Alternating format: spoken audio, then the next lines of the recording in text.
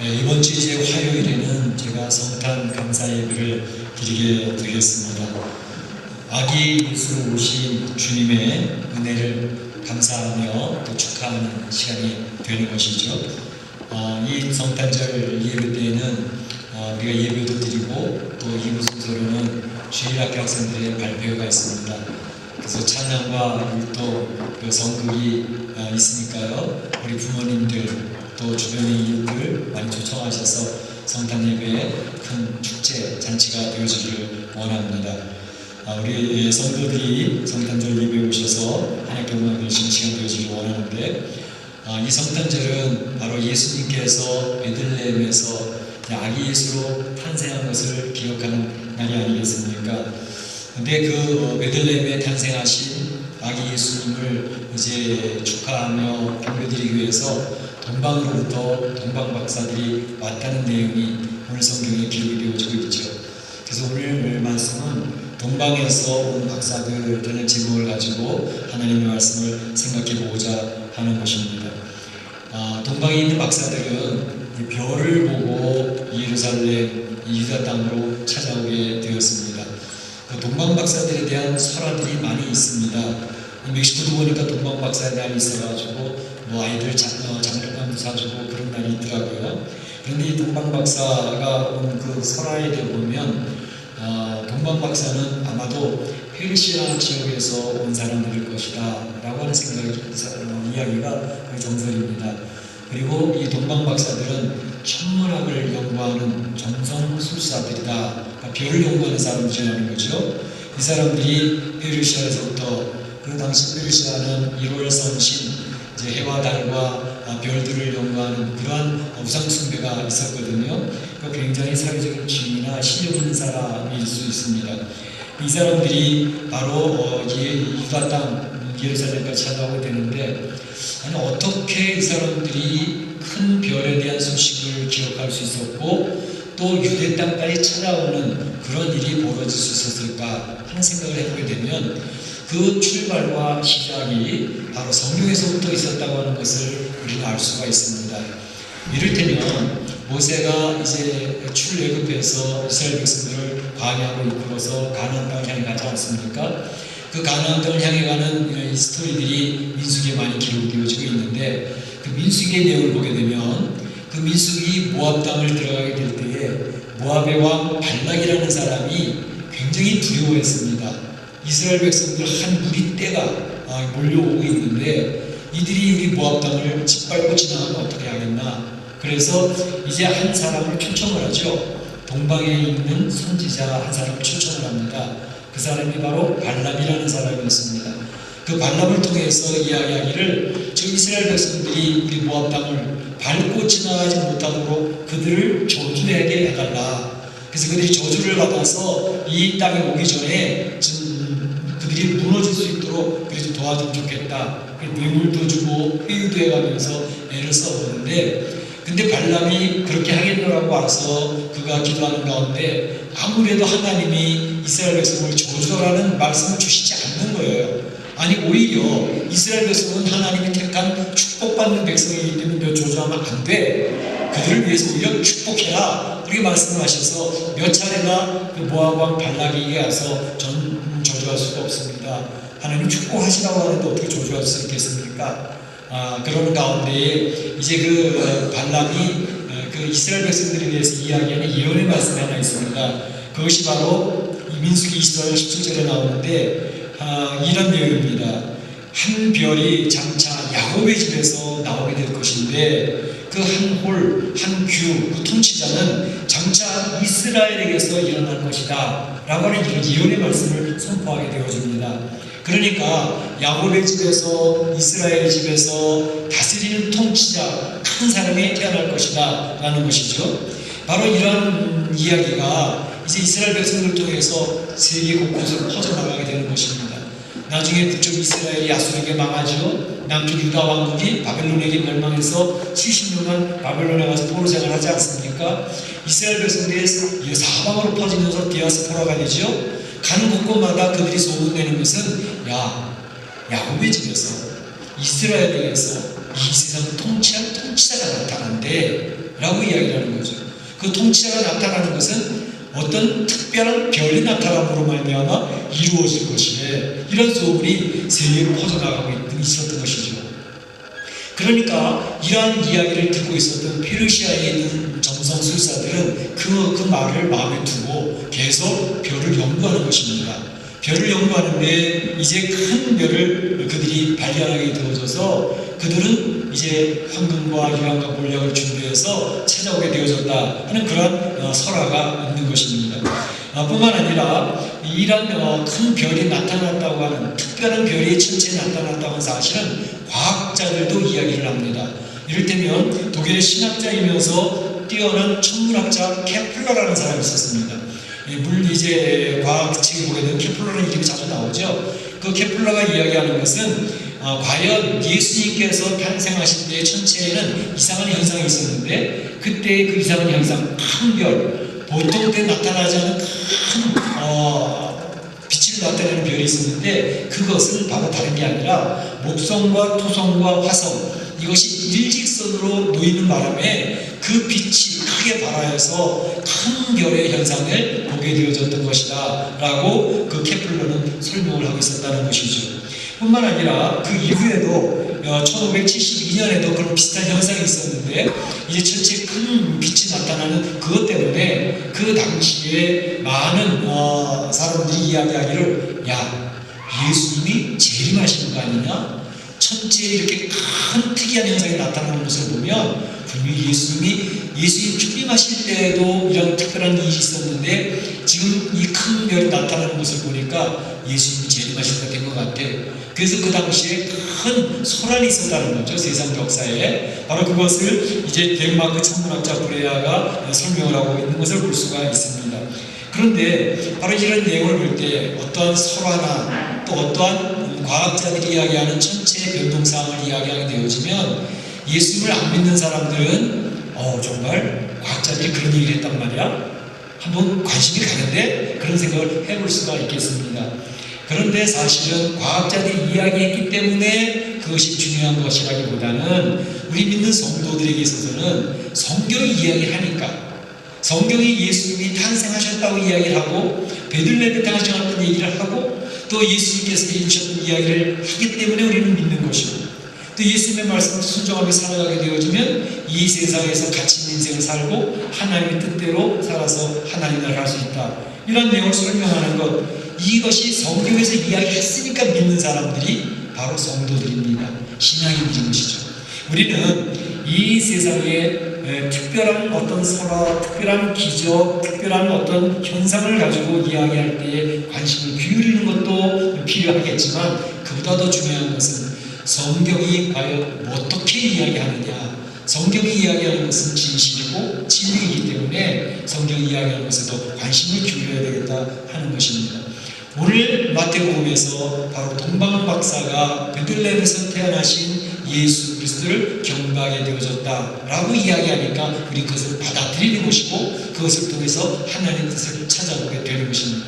우리가 이 시간에 생각해보고자 하는 몇 가지 있는데, 첫째는 예수님이 탄생하시고 예수님이 활동하시고 예수님의 삶에 대해서 기록한 성경이 있죠.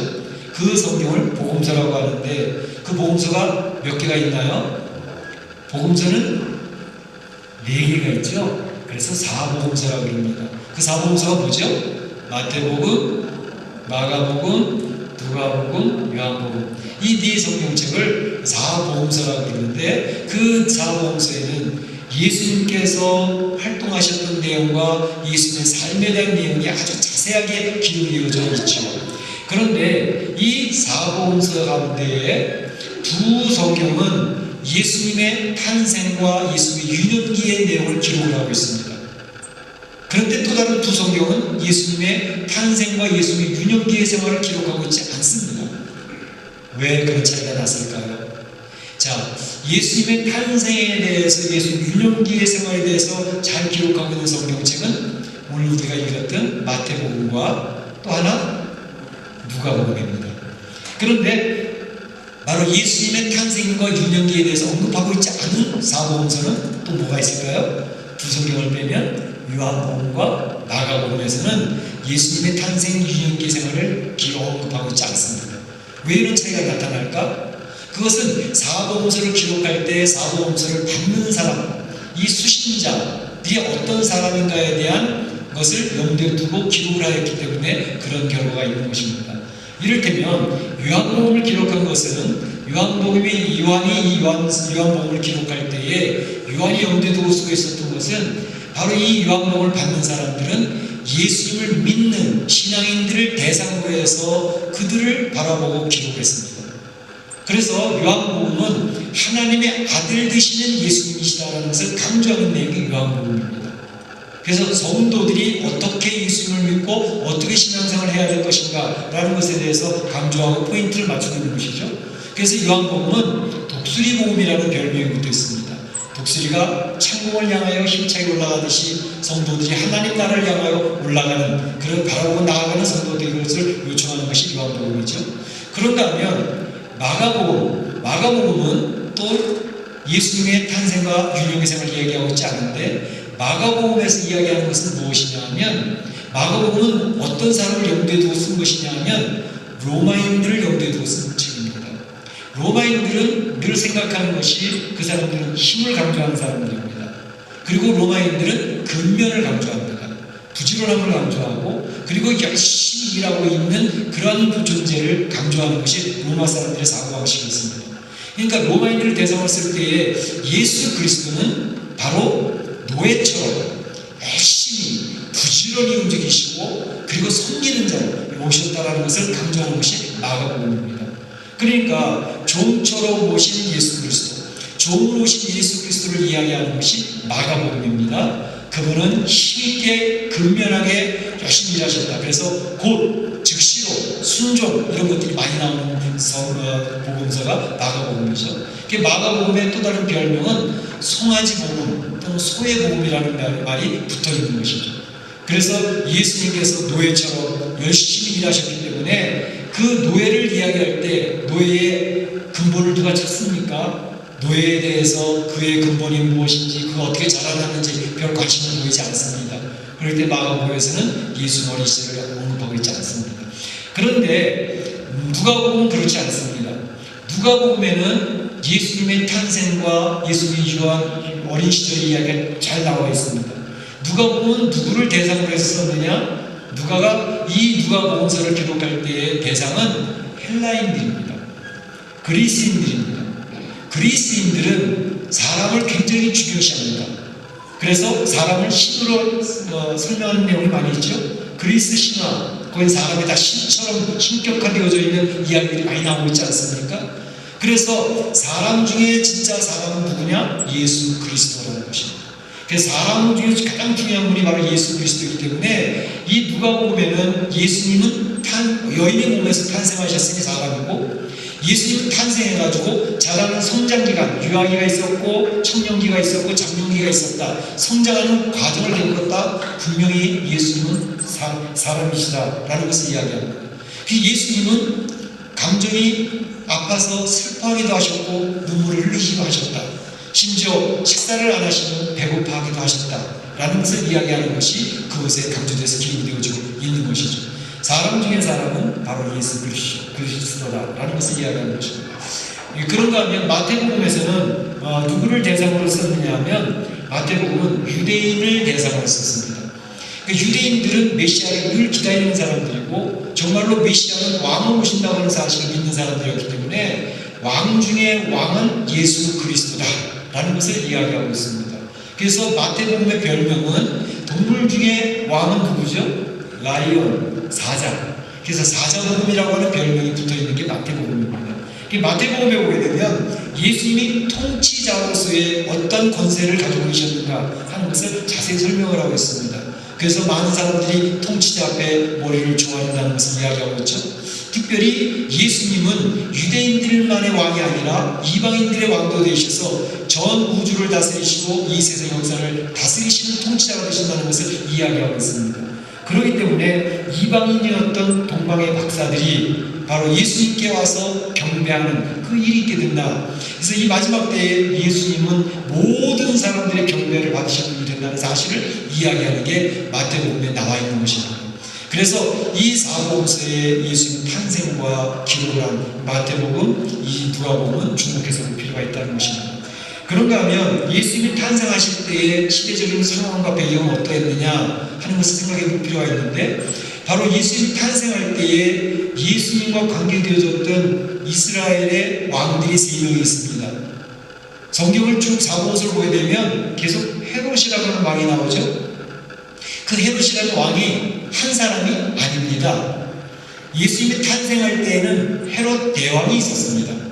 그 다음에 예수님이 애국으로 피신했다 다시 왔을 때 그 헤롯 대왕은 예수님을 죽이려고 했기 때문에 애국으로 피신하지 않았습니까? 그리고 헤롯 대왕이 죽고 난 다음에 다시 예루살렘으로 돌아오려고 했는데, 헤롯 대왕의 아들, 둘째 아들이었던 아켈라오가 또다시 왕이 되어졌기 때문에, 헤롯 아켈라오가 잔인한 사람이었기 때문에 예루살렘에 가면 죽겠다. 그래서 예루살렘으로 가지 아니하고 나사렛으로 가서 나사렛에서 30년 동안 사시는 겁니다. 그래서 나사렛이 예수의 고향이 되어진 것이죠. 그러니까 예수님이 활동하시는 그때에 주로 바로 헤롯 아켈라오가 있었고, 특별히 예수님이 돌아가실 때도 헤롯이 이름이 나옵니다. 그렇죠? 헤롯이 나오는데, 그때 헤롯 빌라도가 예수님을 심판하려고 하는데 아무리 봐도 예수님 잘못한 게 없는 것 같으니까 살려주기 위해서 자기의 책임을 진부 유기하죠. 헤롯에게 넘겨버립니다. 야, 난 잘 모르겠어. 지금 유대월 6월절이니까 헤롯이 지금 예루살렘에 와 있지 않냐? 헤롯에게 가서 너 심판받고 와. 헤롯이 어떻게 판단하는지 보자. 그래서 예수님을 그가 신문하다 말고 빌라도가 헤롯에게 보냅니다.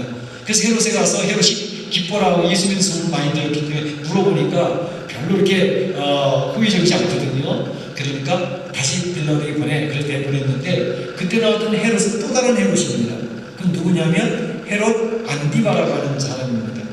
물론 그의 아들이죠. 그래서 바로 예수님이 살아계실 때 동안에 헤롯이 3사람이 나오는데, 헤롯 대왕, 헤롯 아켈라오, 헤롯 안디바, 모두 헤롯이라는 이름으로 나왔지만 3사람의 왕이었습니다.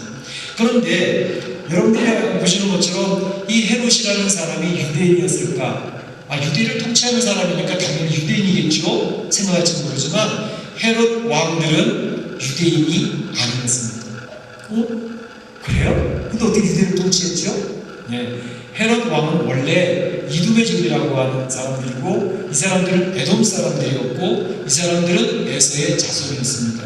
근데 그 사람들이 유대의 왕으로서 지금 이스라엘을 통치하고 있었던 것입니다. 어떻게 이런 일이 벌어졌을까? 그래서 그 당시에 유대 왕조의 마지막 왕조가 마카비 왕조, 하스몬 왕조라는 왕조였는데, 그 마카비 왕조가 마지막 때에 세력을 확장해 나가면서 바로 이 에돔 지역을 장악을 하고 이두메 족속을 흡수를 해버립니다. 그래서 사실은 그들의 혈통은 유대인의 혈통이 아니었지만, 에돔 족속이었고 에서의 자손이었지만, 이제 이 마카비 왕조가 그들을 흡수하면서 그들이 법적으로는 유대인이 되어진 것이 되었습니다.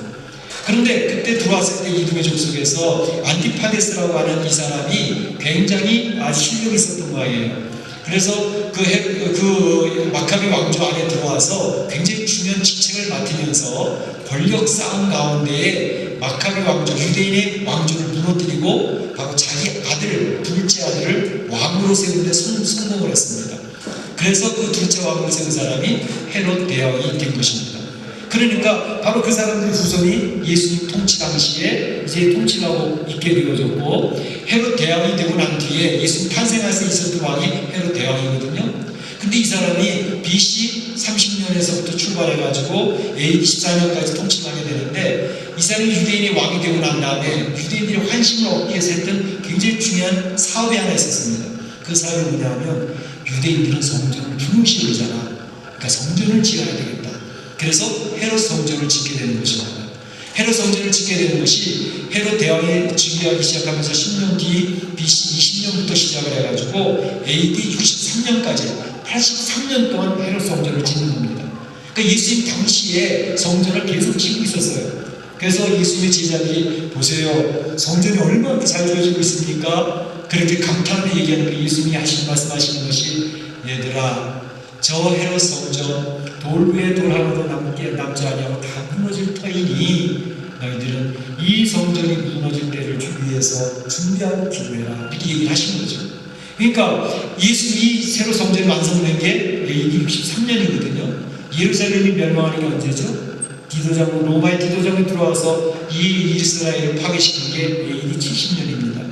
헤롯 성전이 83년 동안 지어지고 7년만 5년이 있다가 7년 뒤에 헤롯 성전도 무너지는 것입니다.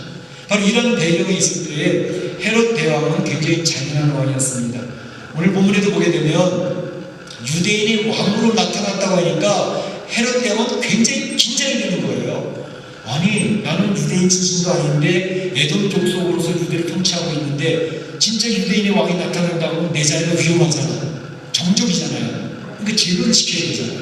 그러니까 동방박사들이 와서 헤롯 이제 유대인의 왕으로 오시니까 어디 계시냐 물어보니까 유대인의 왕이 나셨어?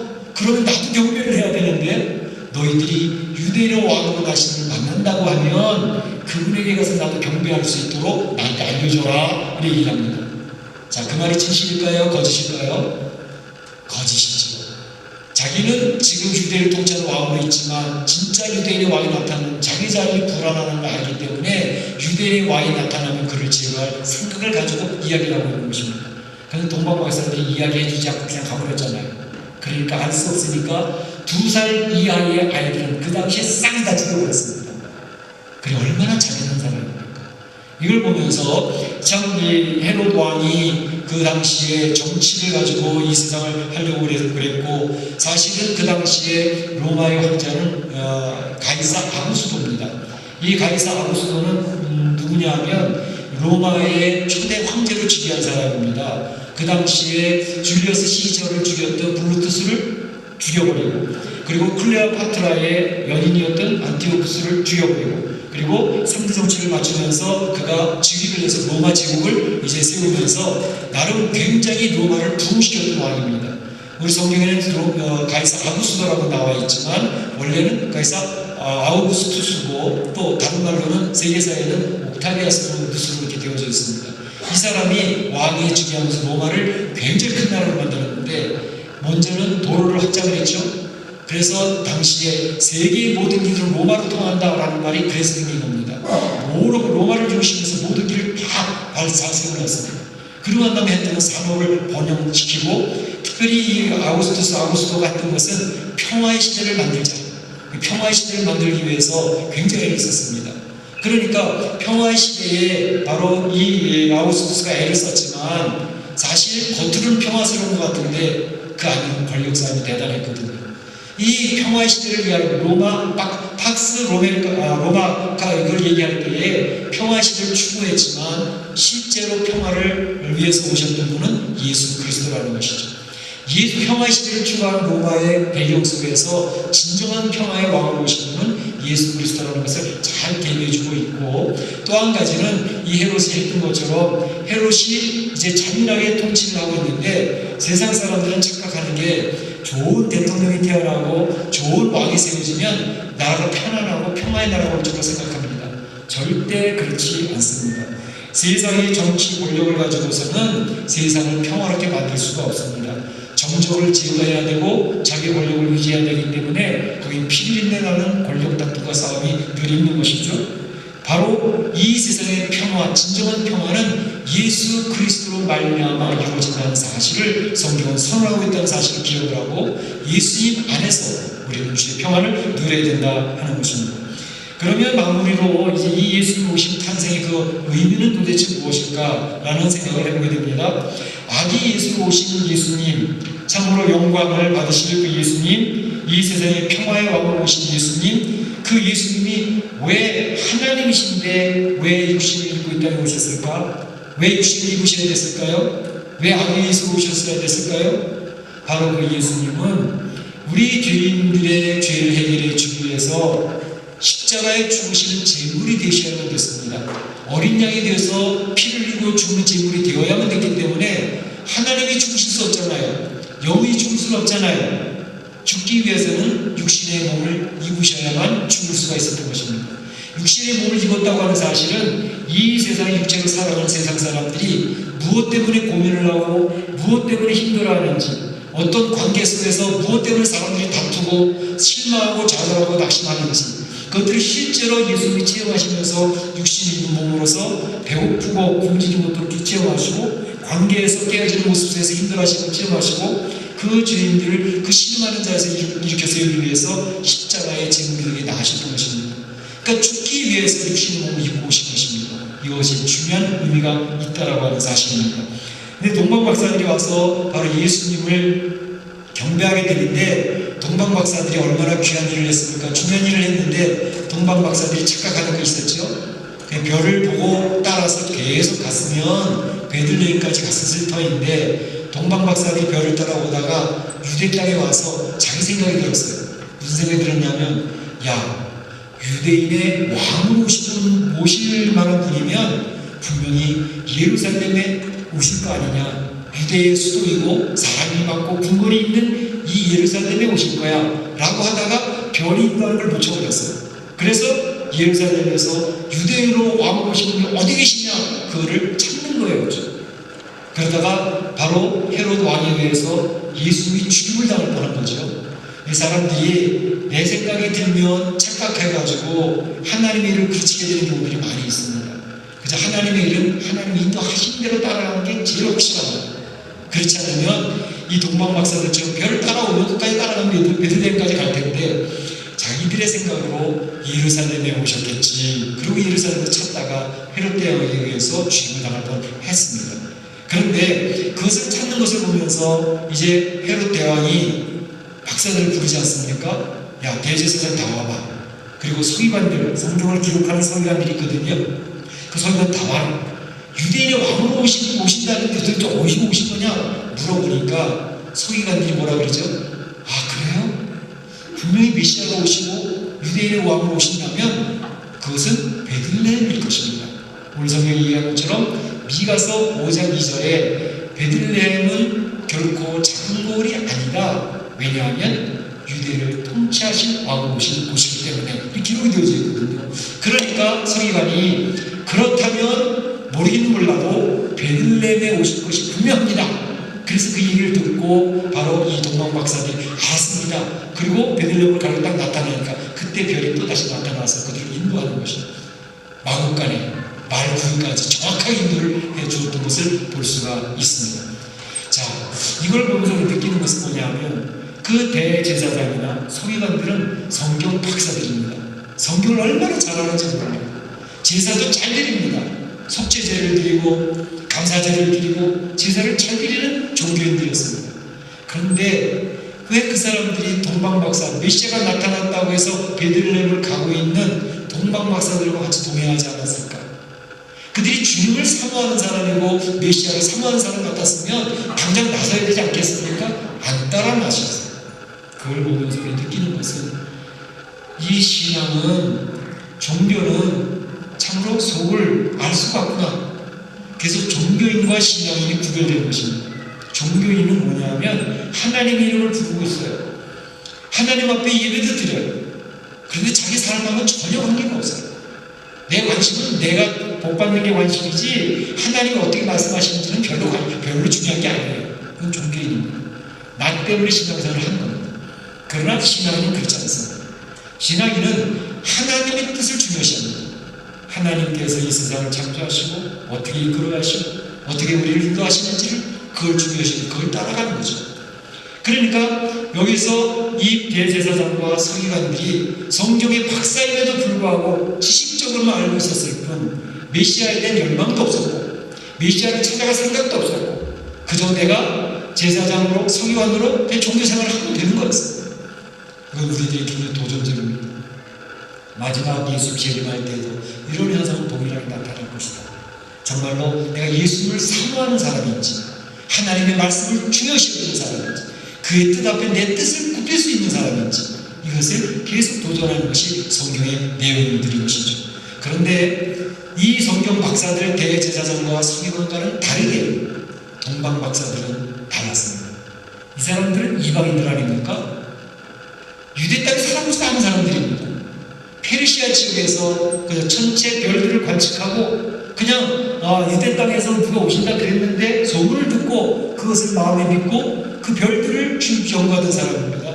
그런데 큰 별이 나타났을 때 그들은 황금과 유황과 몰약을 준비해서 그 멀고 먼 길 오는 사막과 박사들의 모습 얼마나 대비가 됩니까?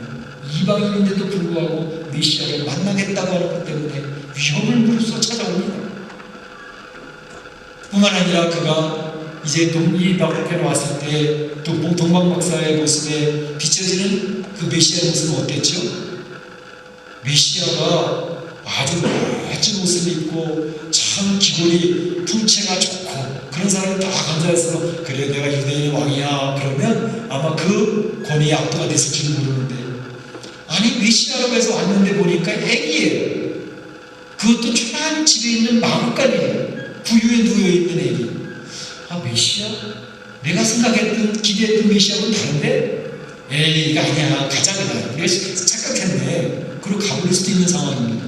그런데 동방박사는 그렇게 하지 않았습니다. 하나님이 인도하시고 받아들이고 그 아기 예수인데 동방박사니까 머리가 허옇지 않았겠습니까? 수염도 나고 나이가 많은 사람들 아닙니까? 그런데 그 아기 예수 앞에 무릎을 꿇고 경배하니라 이렇게 되어 있습니다. 엎드려 경배하니라. 바로 그 마음의 자세가 얼마나 겸허한 사람인지 겸허한 사람 속에 하나님의 은혜가 임했던 것을 볼 수가 있습니다. 예수를 만나게 해주신 축복이 있었던 것을 볼 수 있습니다.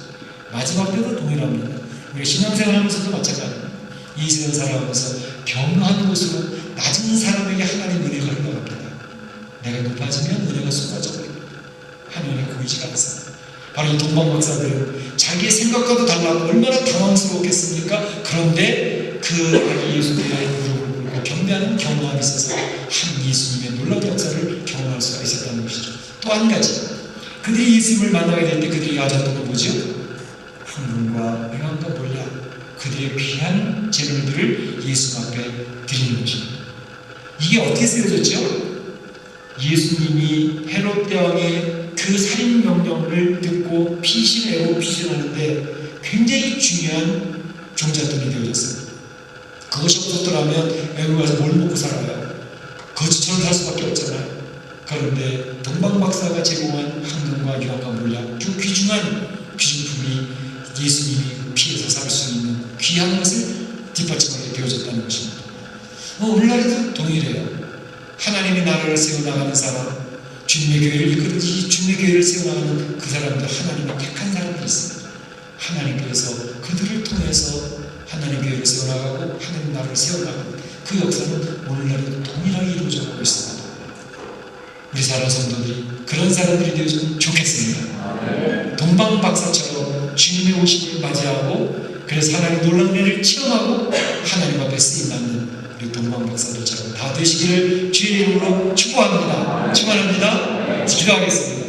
성탄절을 맞이하게 되는데 우리 성탄절 어떻게 맞이할 것인가 생각하면서 우리 동방박사를 묵상하면서 기도하시기 바랍니다. 기도합니다. 사랑의 하나님 감사합니다.